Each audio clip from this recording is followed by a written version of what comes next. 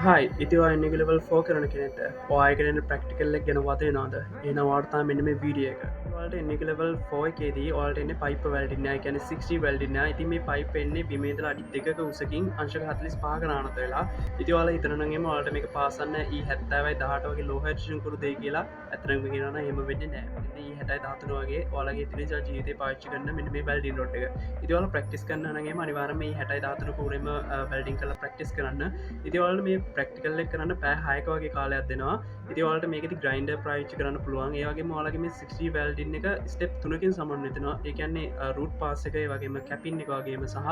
filling අප එක වාට තාත් මේගේ ඉන්ට්‍රස්ටි වීඩිය බාන්නවනගේ මනිවාරම සෝල පැලි සබ්ෂක් කරන්න තිවල මොකත් මේ ගැන වීඩිය කියන හිතන්න කියලා නිවාරම කම ශක්ෂණකින් දාන්න ති අපි ඊළඟ වීඩියගේ ඉපනටම හම්බෙමු